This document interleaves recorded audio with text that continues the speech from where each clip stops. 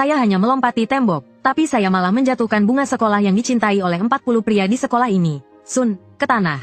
Dan bahkan mencuri ciuman pertamanya. Saya sangat ketakutan dan langsung lari. Karena siapapun yang berhubungan dengan bunga sekolah, akan dipanggil oleh pengawalnya dan dibuang ke sungai. Saya kira kejadian ini akan berlalu begitu saja. Namun keesokan harinya, bunga sekolah itu malah datang dengan beberapa pengawal dan memaksa saya naik ke mobil.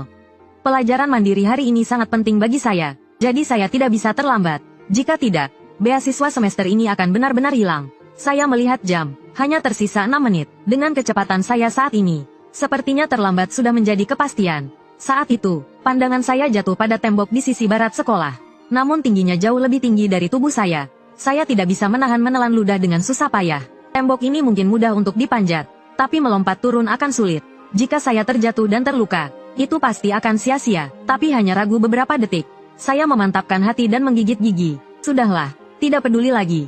Apapun yang terjadi, saya tidak boleh terlambat malam ini. Saya menggulung lengan baju saya, mundur beberapa langkah, mengambil napas dalam-dalam, berlarilah ke depan dan melompat dengan penuh semangat. Terdengar suara benturan keras, saya jatuh ke tubuh yang hangat. Pada saat yang sama, saya merasakan rasa sakit yang aneh di bibir saya, rasa sakit dan kesemutan yang luar biasa. Ketika saya membuka mata, saya melihat wajah yang sangat dekat. Begitu dekat sampai saya bisa merasakan napasnya. Dan bibir saya, ternyata sangat canggung menempel pada bibir orang itu. Ah, maaf. Saya buru-buru mengangkat kepala. Saya menatap dengan mata terbelalak pada sosok yang tergeletak di bawah saya.